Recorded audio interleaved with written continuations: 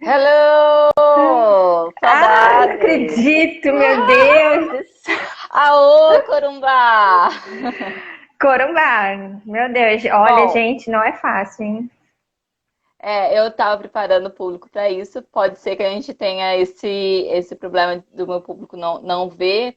E eu gostaria muito que eles vissem o seu canal, né? Quem sabe a gente consegue trazer eles para cá. De qualquer jeito, então depois Ah, a gente tem que tomara. ficar só ligado no horário, Carol, para a gente poder baixar esse conteúdo e jogar lá nos nossos canais, né? Do YouTube. Eu não sei que horas são agora. Ah, tudo No meu bem, celular não vamos dizer, aparece. ó. Às 7h12, então às 8h12 é o tempo que a gente tem. Pode ser? Tá, Mas de qualquer jeito, o Instagram avisa aqui, a gente desliga na hora e já era. beleza. Ah, desculpa aí o transtorno, gente. Na internet, no interior é difícil mesmo. Você, pra mim, tá toda desconfigurada aqui, por exemplo. Ah, eu consigo te ver com perfeição, então tá tranquilo. Bom, e Que também bom. consigo te ouvir com tranquilidade. Você consegue me ouvir? Olha, tava conseguindo, só não pode perguntar muito, que aí começa a falhar. Tá, então vamos tranquilos. Pode começar, mas falou. É estranho eu estar no seu canal fazendo uma entrevista com você, mas vamos lá, vamos que vamos. Carol, É o jeito. Aham. Você abriu um canal no YouTube e eu queria saber de onde surgiu essa ideia. Tá. Eu fiz um canal no YouTube recentemente que se chama Devorando Letras. Foi até minha mãe que sugeriu, nossa mãe que sugeriu o nome do canal. E, assim, sinceramente surgiu por causa da pandemia, né? Eu precisava lecionar para os meus alunos. E, enfim, foi o jeito que eu encontrei. Mas eu já tinha vontade de abrir um canal de literatura por causa da necessidade, né, de promover leituras que vão além do senso comum. A gente vê muita distorção dos textos literários e eu percebi essa necessidade. Mas enfim, mais ou menos por aí. Ah, legal. Porque se conecta também com os jovens, né? Eu ficava pensando como que faria para fomentar a leitura, né, dentro do Brasil. E eu acho que o canal do YouTube, né, e as redes sociais ajudam bastante nesse sentido. A Jujutsu é Claro, uma grande fomentadora, inclusive, né, dessa praia da literatura. ela é, né, amante de literatura, participa da feira de literatura de Paraty, mas enfim, inclusive um pouco além, né? Ai, vamos falar mais sobre isso mais profundamente nas próximas, né? Perguntas. Sim, sim.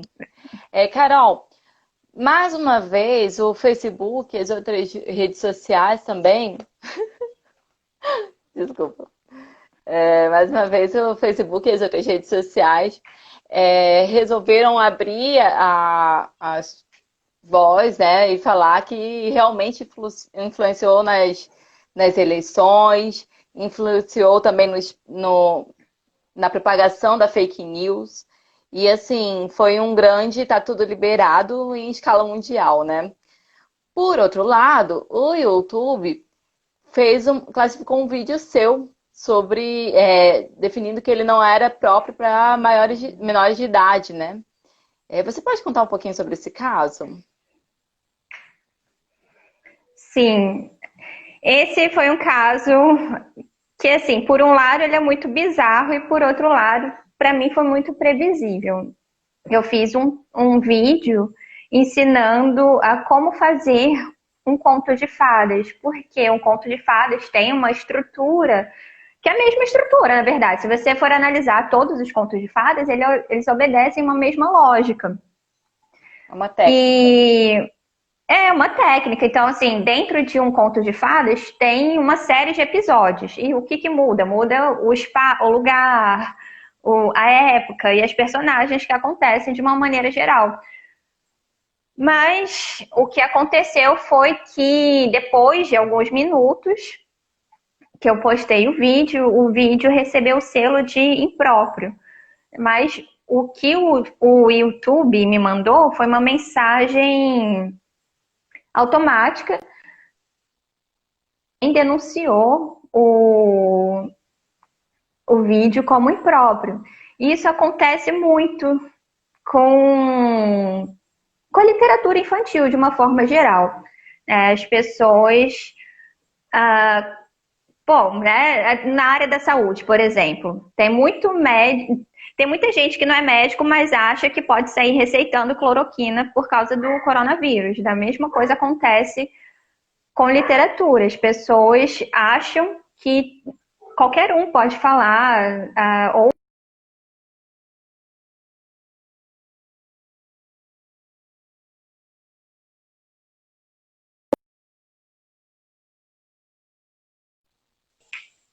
Voltou. tá. Enfim, e aí, quando se trata de textos literários infantil, isso daí piora um pouco. Todo mundo que não tem formação, nunca leu uma lei de diretrizes e bases, que nunca leu um texto literário, acha que tem respaldo para julgar o que é ou não adequado para uma criança. Mas, enfim, né, o que acontece é que no ano passado,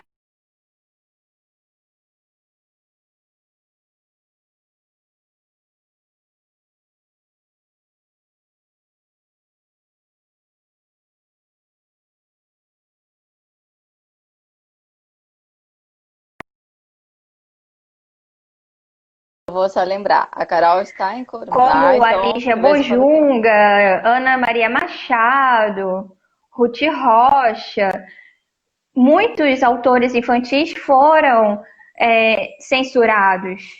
Né? E nesse ano, alguns outros, como Machado de Assis, que já não é para o público infantil,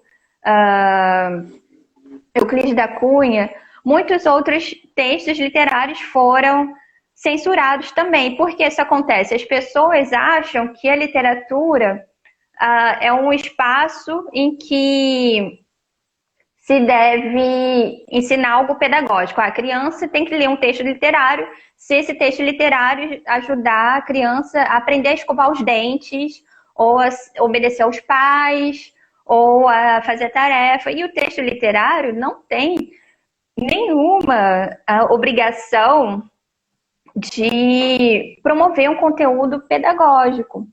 As pessoas não vão para o teatro para aprender a escovar os dentes. As pessoas não vão assistir um cinema para aprender a obedecer aos pais. As pessoas vão para o teatro, vão para o cinema, leem um texto literário para ter uma experiência literária, né? Para ter uma experiência artística. Enfim, né? As pessoas, além disso, é necessário ter uma especialização mesmo, uma instrumentalização. Né? As pessoas têm muito problema em ler conteúdos metafóricos, né? Por exemplo, nossa, eu tive muito problema, porque no ano passado eu lecionei essa disciplina, literatura infantil, na universidade. E eu tive problemas graves, né, de alunos que concordavam com a censura. E censuras assim, por exemplo, no caso da Lígia Bojunga, ela escreveu o famoso A Bolsa Amarela. Na primeira página do livro da Bolsa Amarela, a Raquel, né, que é a narradora, a personagem protagonista, ela diz que ela tem 3 desejos na vida dela. Um é de ser adulta, outro é de ser escritora e outro é de ser menino. Para quê? Porque um vereador do interior de São Paulo censurou esse texto, dizendo que era uma apologia à ideologia de gênero. Mas, assim, se ele se desse ao trabalho de ler a obra literária, ele veria que, na verdade, 3 desejos que ela tem, que essa personagem tem, são desejos de liberdade, de uma maneira geral. A personagem protagonista, é uma criança que vive em meio a uma família de adultos. Foi uma criança que nasceu num momento não esperado, não desejado. Ninguém dava atenção para ela. Então, o desejo de ser escritora era o desejo de voar, né? De voar por outros mundos. O desejo de ser adulta, né? Também, de ter a própria liberdade. E de menino, por quê? Porque a menina é obrigada a ficar em casa, brincar de boneca, enquanto o menino, né, é o super-herói que viaja pelas galáxias, ou que tem grandes ideais, né? Pode ser rei, pode ser imperador, enfim. Mas, assim, é um pouco absurdo que a gente tenha que ficar justificando a todo momento, né? Que, na verdade, assim, é uma leitura muito óbvia. Ele Sim. teve que fazer um malabarismo enorme. Ele só leu a primeira página e julgou o texto como impróprio. E isso acontece muito com a literatura infantil. Aí tem um outro livro que é do O Menino que Espiava para Dentro. Esse texto também foi divulgado, foi censurado porque é uma apologia ao suicídio. E, novamente, as pessoas têm problemas em ler a metáfora. Ele foi censurado porque o menino gostava de comer maçã, porque quando ele comia maçã, ele dormia. E ele sonhava. E aí, as pessoas leem o livro até metade e acham, eles querem que meu filho se suicide. Na verdade, não é. A criança realmente gostava de dormir e sonhar. Mas no final da história, a criança também acorda, vê a mãe e como que e se confunde com uma princesa. Ele acha que a mãe é uma princesa. E esse momento que ele acorda é justamente a necessidade de voltar para a realidade e de ter um referencial da realidade para voltar a sonhar mais. Mas, enfim, né? Tá aí o problema da literatura infantil. E a mesma coisa acontece com os contos de fadas. A professora Maia está aqui assistindo, ela é professora de literatura infantil da UFMS, e ela está dizendo, na verdade, é maravilhosa, inspiradora, e ela está dizendo isso, que as pessoas não conseguem ler metáforas e nem ironias, e é isso que acontece. Né? E serão mediadores. Uhum. E aí, por exemplo...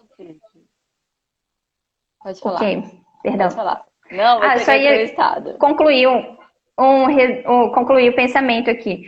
Por exemplo, a questão do racismo. A questão do racismo é muito delicada. E aí, Monteiro Lobato, quem mais? O Aloysio Azevedo, são frequentemente também alvos de censura por causa do racismo. E aí, isso é muito importante de pensarmos, porque não acontece a censura única e exclusivamente em governos de direita. Então, a censura ela tem que estar sempre sendo vigiada, sempre, constantemente. Nós temos que estar atentos a isso. Porque não é censurando a obra do Monteiro Lobato que o racismo vai deixar de acontecer. E acontece que o Monteiro Lobato, ele é o responsável, né, pelo grande projeto voltado para a literatura infantil. Antes, o Brasil só traduzia obras literárias infantis.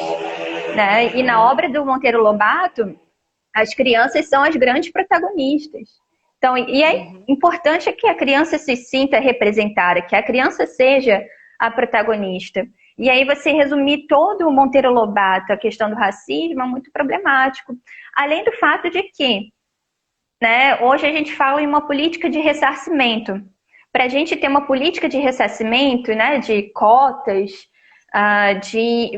para universidade ou para concurso, é importante que a gente pense no passado. Então, claro, não é confortável a gente ver ler passagens, né? Não são só essas obras, tem muitas outras obras, né? O Caramuru, tem muitas obras com passagens racistas, que são realmente desconfortáveis, mas que precisam ser problematizadas, precisa passar por um debate. Claro. Né?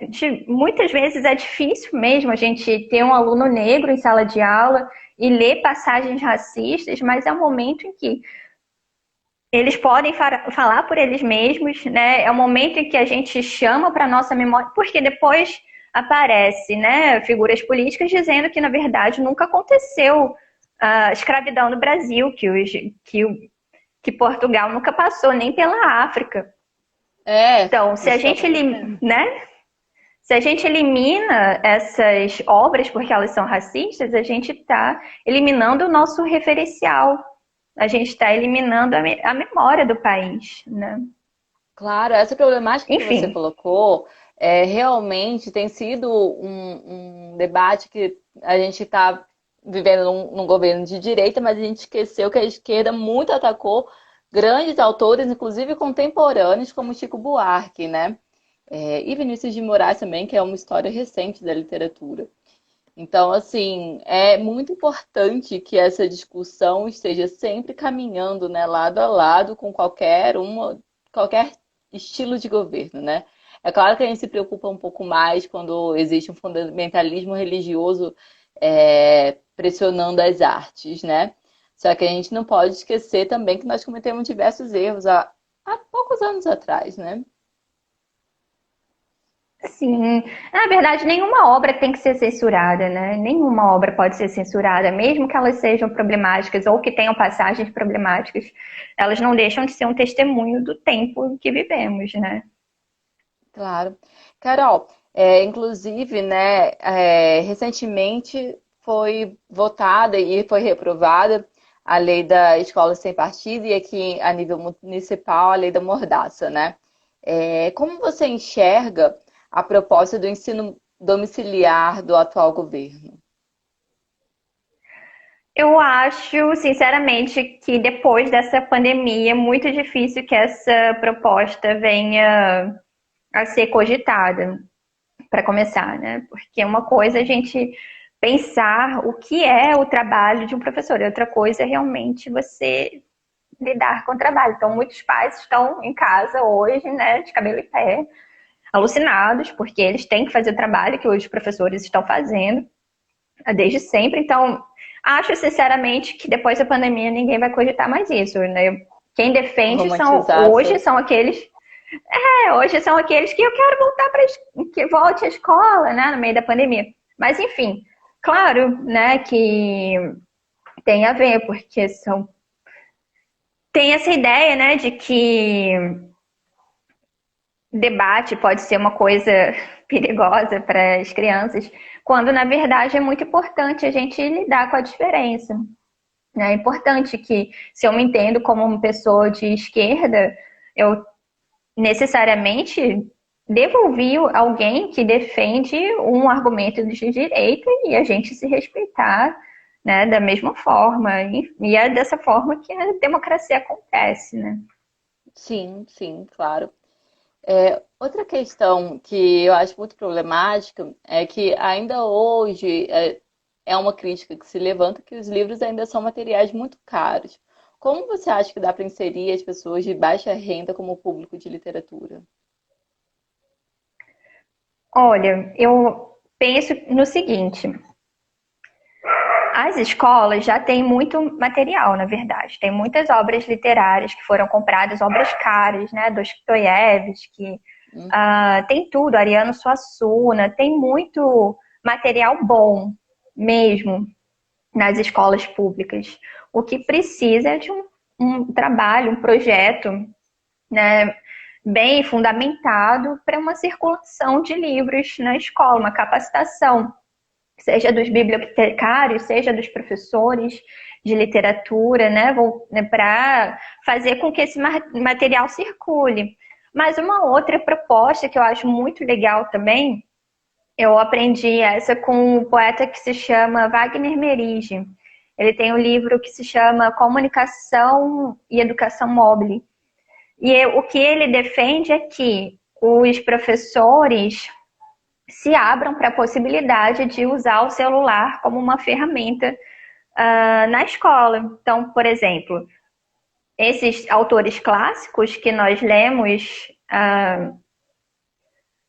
Monteiro Lobato, né, ou Machado de Assis, todos eles estão no domínio público. Então, quem sabe a gente pode ajudar os nossos alunos a usar o celular como uma ferramenta de realmente conhecimento, né? Ao invés de ficar compartilhando fake news no WhatsApp, a gente ensina, por exemplo, a procurar fontes de leitura, né? Ou sites que ajudam até, tem uma disciplina que é muito... que as pessoas têm muita dificuldade em letras. E, na verdade, na escola também, que é de poesia. Questão de metrificação. E tem apps que ajudam com isso.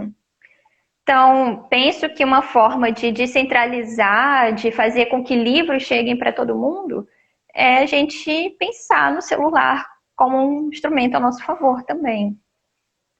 Sim, lembrando até que, poxa, houveram vários incentivos do governo Dilma, que era justamente levando tecnologia para os alunos de escola municipal. Não sei se você lembra desse projeto, que as escolas que tivessem um bom desempenho, né, os alunos ganhavam tablet, celular e computador, e isso ajudou muito as escolas subirem níveis consideráveis, né, de avaliação metodológica, pedagógica, enfim, né?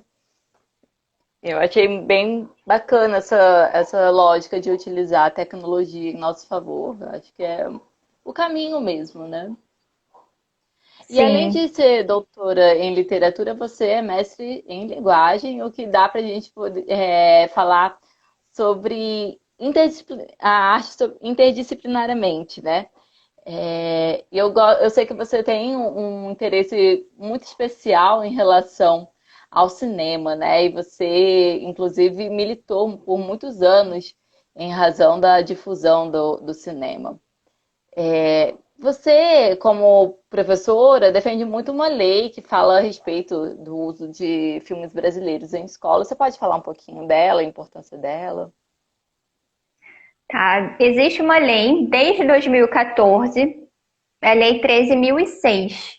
É uma lei que compõe a Lei de Diretrizes e Bases da Educação Brasileira, na Constituição. Enfim, né? É uma lei legítima. Pouca gente sabe dessa lei, mas é uma lei que prevê a exibição mensal obrigatória de pelo menos 2 horas de filmes brasileiros nas escolas. Essa lei é muito importante por muitas razões, né? E eu acho que é principal por causa do imaginário das nossas crianças, dos nossos jovens, que são preenchidos praticamente exclusivamente por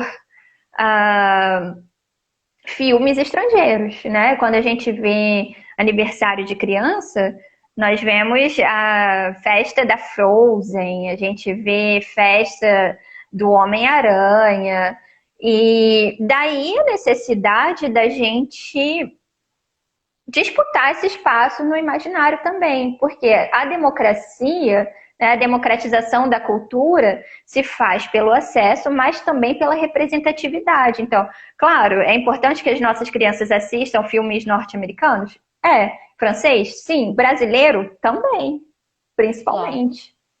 Né? E E a é gente tem importante, muita coisa boa, né?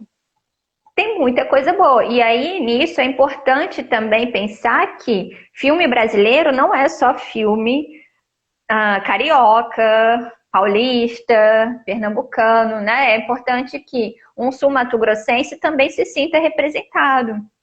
Então, Claro. a gente consome cultura dos outros, mas a gente também quer ser visto pelos outros, né? Tanto é porque é uma questão realmente de pertencimento, né? Quando tem a Copa do Mundo, todo mundo fica torcendo junto pelo Brasil.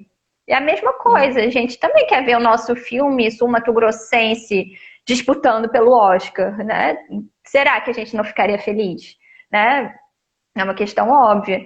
Então, claro, é por uma questão de imaginário, principalmente, né? E é uma questão também de que o filme brasileiro tem pouquíssimo espaço dentro dos cinemas comerciais, né? E isso precisa mudar também, porque, ou seja, não é só dentro da escola que a gente precisa disputar esse espaço, é na sociedade toda. Claro. Mas para pensar nisso, teríamos que pensar em várias coisas. Primeiro, repensar, né, no estereótipo, né, de que o filme brasileiro só... Desculpa, gente. Chante, Não sei se traz ele vocês pra ouviram. cá. Ele vai... Talvez ele venha. Mas, enfim. É importante a gente pensar... Que parte que eu estava? Desculpa, a gente concentrou no chantilly, que Tá. é o cachorrinho Dos dela. editais, por exemplo, nos editais Ah, dos filmes, a gente tem que pensar em acervo, primeiramente. Antes de tudo, nós temos que pensar em acervo. E aí, como que vai ser esse acervo? Primeiro que a gente já tem muito filme bom. Então, o que precisa? Os professores precisam descobrir os bons filmes brasileiros. Né? Precisa eliminar o preconceito que tem com claro. com a sua própria arte. Né? E segundo que os próximos precisa de mais filmes infantis. Isso é fato. Né?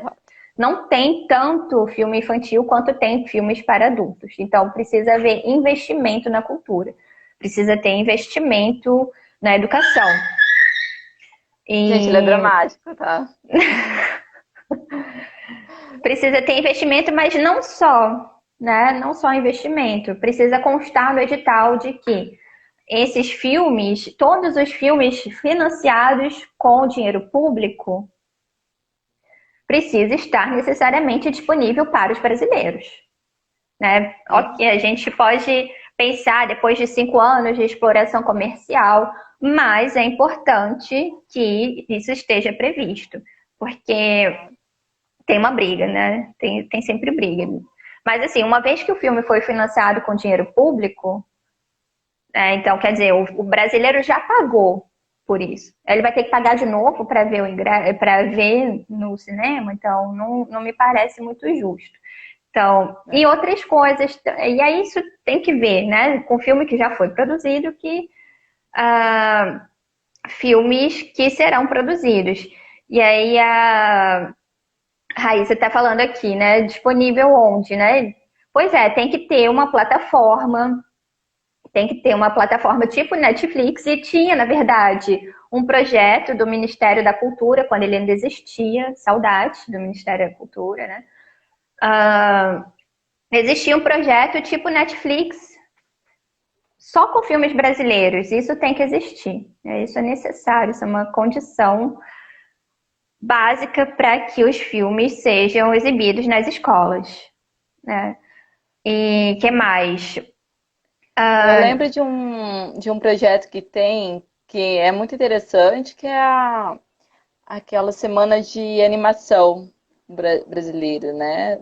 Agora me foge o nome desse evento, desse festival. O Dia Mundial da Animação, mas tem também um festival muito importante em Santa Catarina, né? Festival de filmes infantis.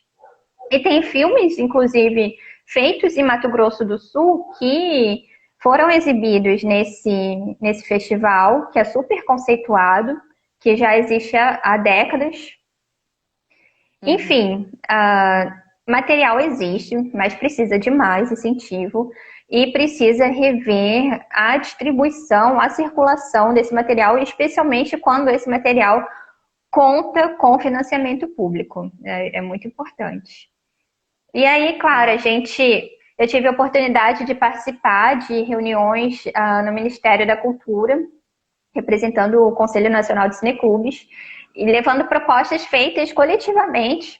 E a proposta do CNC era de que o cineclubismo poderia ser um meio para a execução dessa lei. Por quê?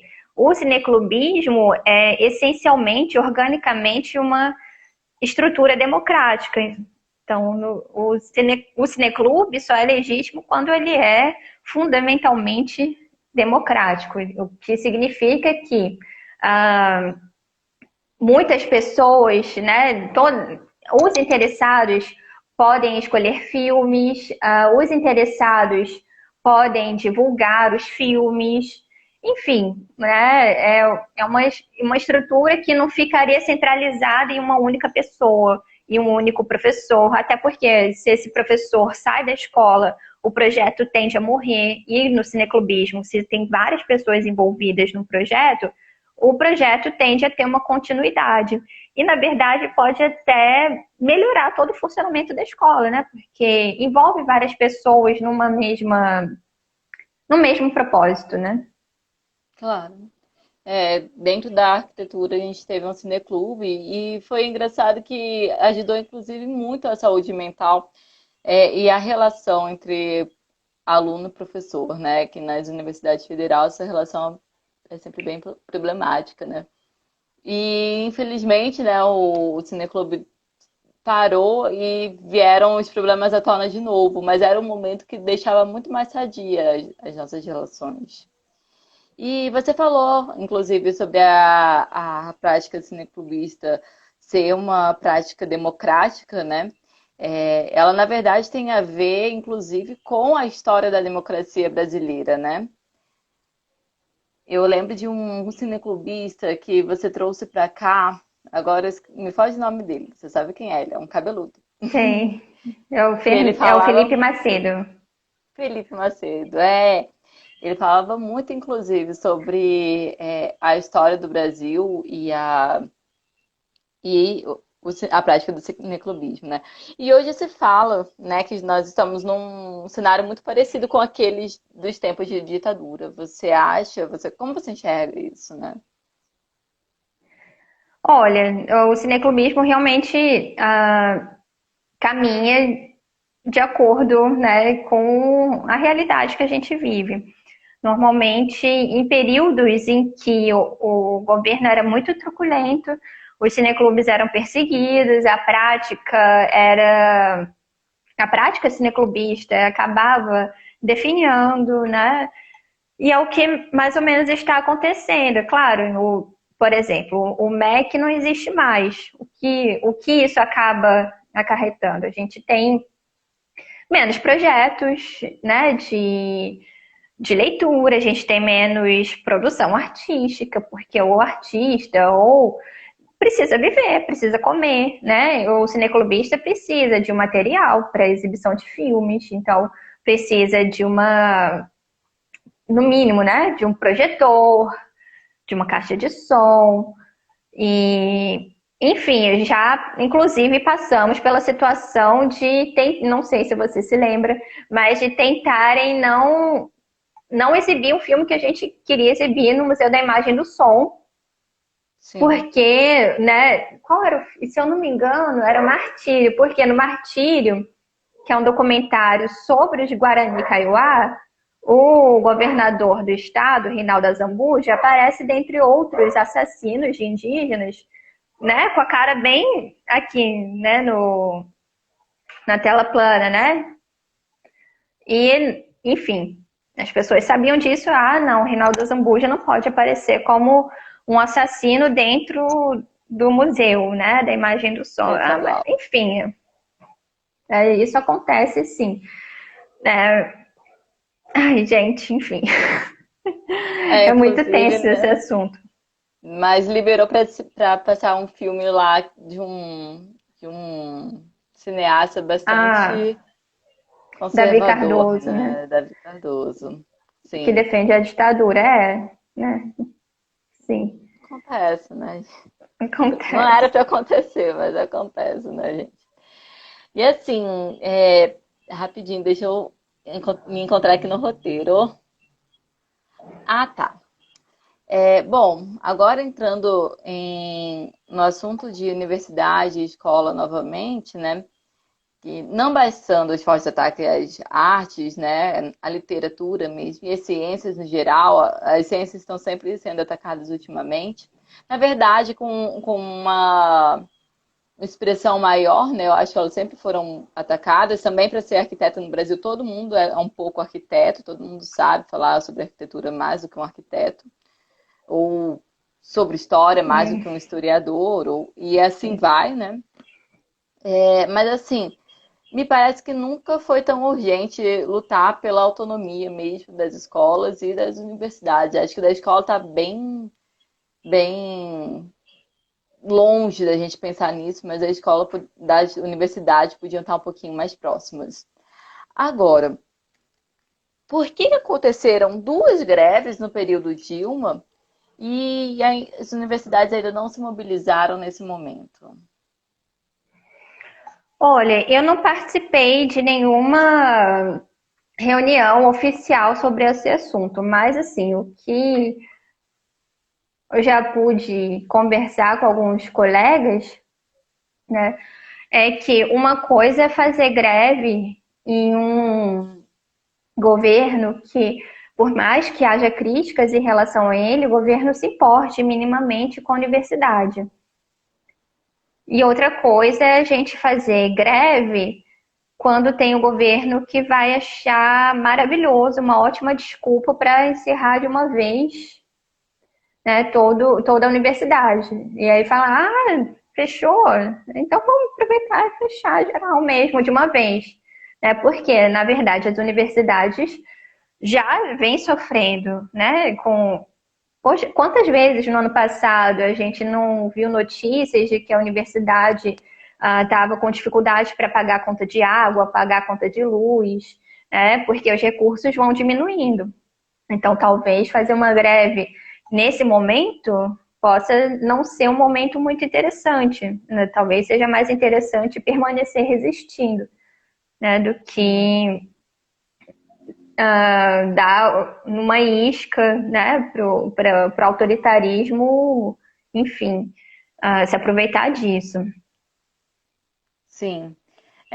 Minha preocupação tange até mais do que em relação ao governo Bolsonaro, a minha pergunta sempre esbarrou um pouquinho no governo Michel Temer, que foi quem congelou o orçamento das universidades, inclusive em plena inflação, né? O real cada vez mais desvalorizado. E aí eu me perguntava mesmo se não havia um quê de misoginia, um quê, mas enfim, né? Eu acho que é uma coisa muito ampla para ser conversada, esse aspecto, né? Deixa eu encontrar minha outra perguntinha aqui rapidinho, que eu pulei uma.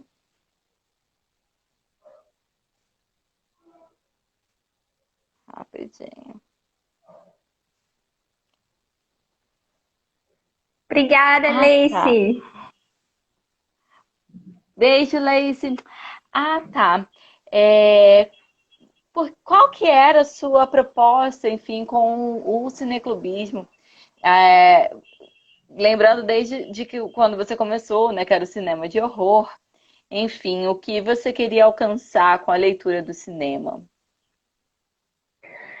A proposta do cineclubismo, na verdade, a minha proposta com o cineclubismo, na verdade, acho que poderia pensar de uma forma geral. A proposta do cineclubismo é a formação de público, de uma forma geral, né? Porque é o capacitar o público para ler, né, com competência, né? Justamente para a gente não vivenciar esse tipo de leitura literal, né, da obra de arte, de que, nossa, teoria da conspiração em relação a várias obras de arte. Enfim, com o cineclubismo, a ideia era de promover leituras a partir da estética, né, os elementos estéticos que compõem a narrativa, as narrativas, né, cinematográficas. Fazer um diálogo com a literatura, fazer um diálogo, principalmente com a literatura, né? Porque as artes, na verdade, elas dialogam entre si, né? Sim. O surgimento da poesia se confunde com o surgimento da linguagem, se confunde com o surgimento da música. Sim.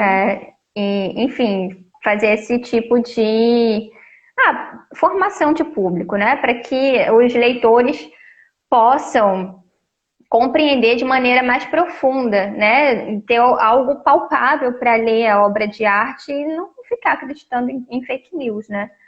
Tem uma Sim. pergunta aqui da Rafaela. Carol, Importante. posso ler aqui? Claro, tem que ler. Carol, como está essa lei 13.006 no estado de vocês? Olha, Rafa, eu acho que tá como tá em todos os estados. Essa lei foi esquecida, né? Principalmente porque quando a gente finalizou as propostas no Ministério da Cultura, coincidiu com aquele momento, né, do golpe, né? Coincidiu com o momento em que o Temer acabou assumindo o poder e as prioridades acabaram sendo focadas no campo da política, né? Então, acabou que esse assunto ficou muito esquecido. E esse é um problema que, na verdade, assim, né, assim como todas as coisas da realidade estão interligadas, né? Por exemplo, a saúde vem em primeiro lugar, correto. Mas se a gente tivesse focado realmente na educação, se a gente tivesse focado na formação do leitor, nós não teríamos, né, um cenário em que as pessoas acreditam que a cloroquina vai salvar as pessoas, apesar do presidente falar, não tem respaldo científico, mas eu que não sou médico, estou falando que estou tomando cloroquina e está fazendo bem para mim. Então, assim, as coisas estão interligadas. Então, a formação de público é tão urgente quanto a questão da Da saúde. saúde e a da alimentação. Isso, inclusive, o E da Rodrigo tá política, pedindo de um tudo. oi. O Rodrigo, inclusive, estava Oi, pedindo um oi e Rodrigo. eu, inclusive, estava conversando com ele esses dias sobre isso, né? Não adianta falar sobre, por exemplo, a erradicação da fome, né, sem estar trabalhando e levando conteúdo para essas pessoas, né, e formando o público, como você falou. Porque é muito fácil a pessoa comer, se sentir alimentado e esquecer que isso foi um programa construído para o bem-estar dela e ela votar, por exemplo, no Bolsonaro logo depois, né? Existiram muitos eleitores do Lula que votaram no Bolsonaro e eu acho que foi uma falha em algum momento de diálogo, né? Engraçado que essa falha não aconteceu no Nordeste, porque no Nordeste, inclusive, o fomento da cultura foi uma coisa e da educação foi uma coisa muito intensa dentro dos No projetos que Maranhão, Lula né, tinha, também. né? Exatamente. Só que isso aconteceu muito em Campo Grande. Muitos eleitores do Lula, eu me deparei sendo Bolsonaro na eleição de 2018, né? Então, acho Pois que não dá para desassociar, né? não dá para desassociar, porque um professor de literatura. Isso daí é muito importante também, né? Aliás, só um parênteses que eu esqueci de falar, de que o fato de que a literatura já tinha sido censurada no estado de Mato Grosso do Sul em 2016, quando ela foi eliminada, né, do currículo escolar do ensino médio. Ela foi eliminada e ela passou a ser um apêndice da língua portuguesa, o que, assim, sinceramente, né, gente, é um absurdo. Porque a literatura é um todo de significado autônomo. Então, quando eu vou falar sobre simbolismo, por exemplo, eu vou precisar de 10 aulas e não de 2 aulas de língua portuguesa, né?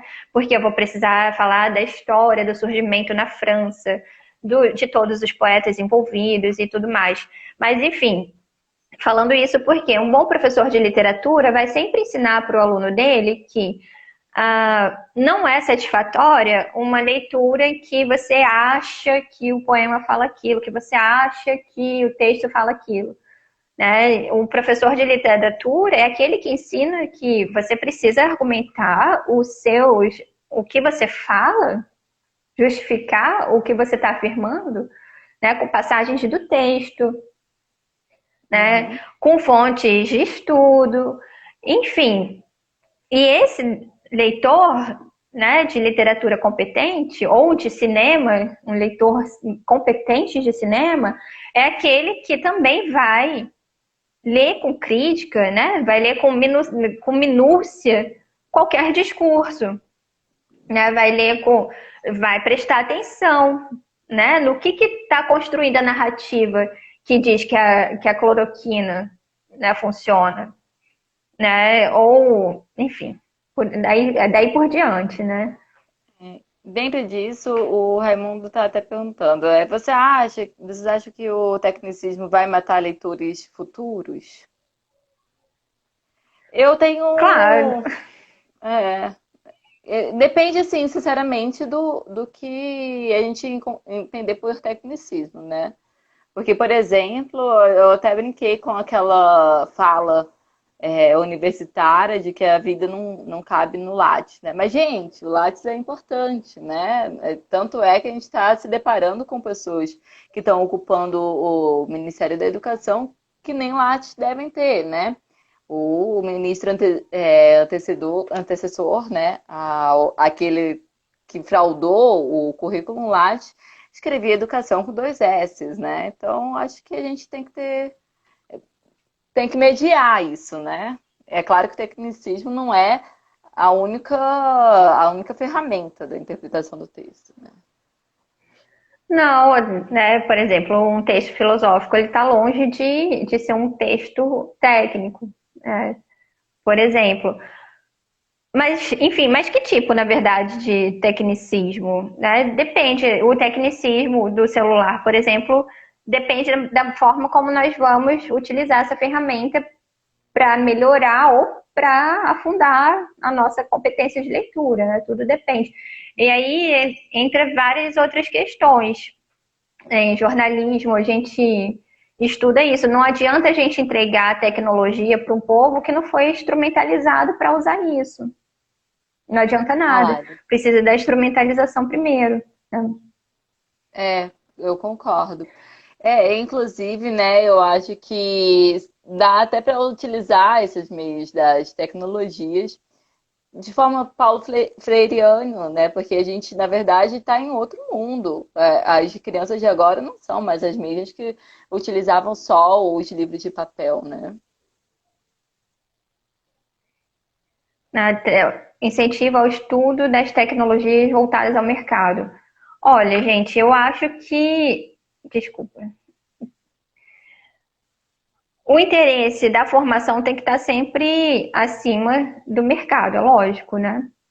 Uhum. Mas é isso, a tecnologia, ela realmente, ela pode ajudar muito, né?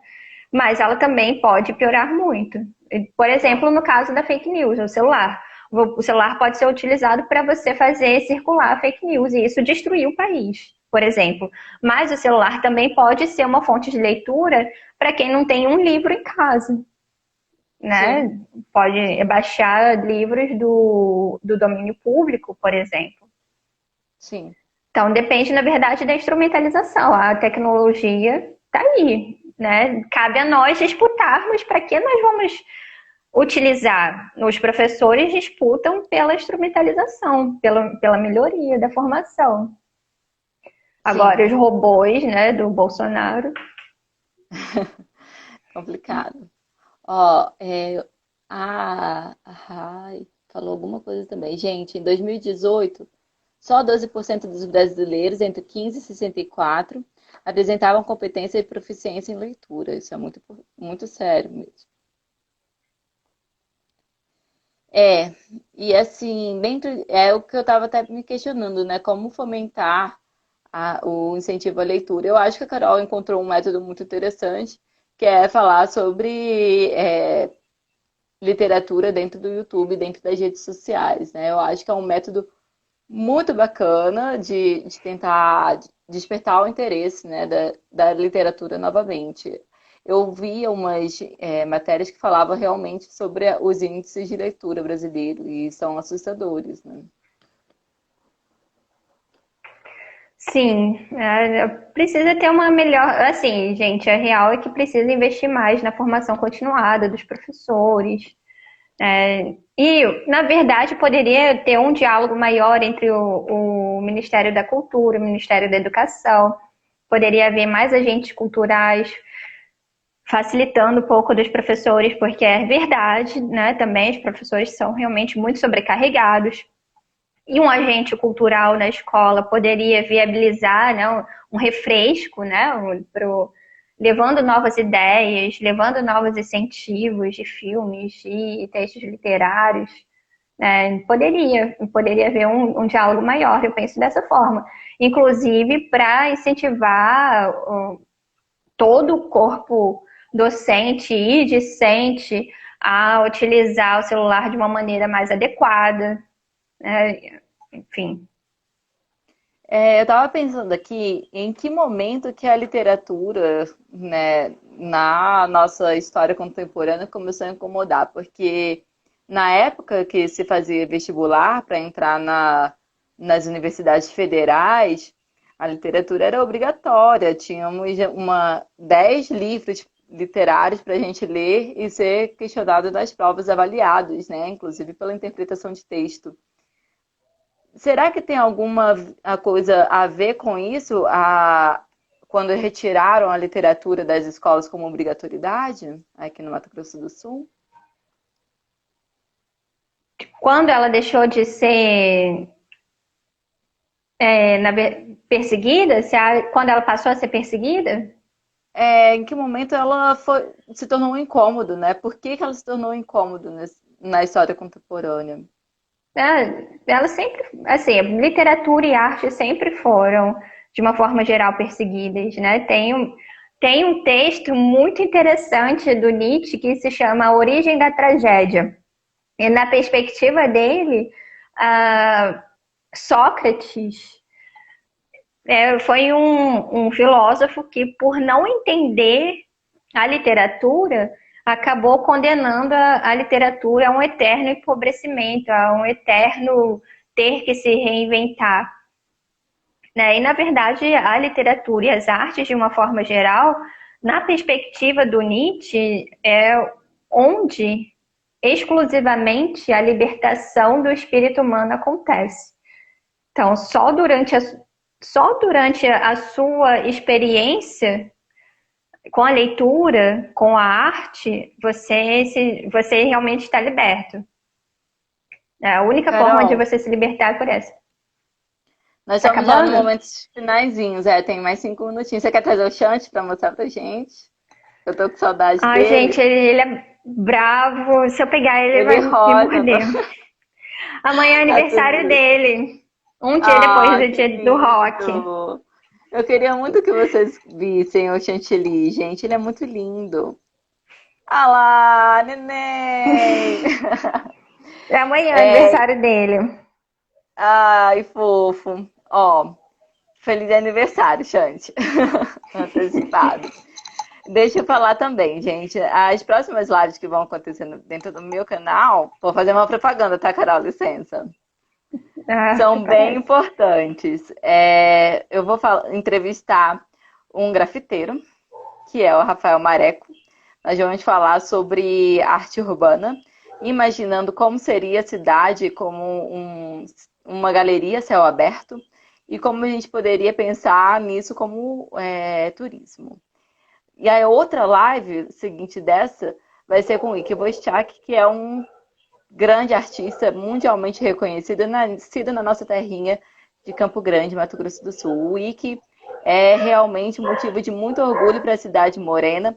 Então eu peço que vocês me sigam para acompanhar, porque assim é bem importante tanto para mim quanto, enfim, para Campo Grande, essa oportunidade de entrevistar um artista desse porte, né? Eu acho que é isso, Carol. Você quer também fazer um recadinho final? Obrigada pelo convite, obrigada por quem assistiu, gente. Um beijo para todos vocês.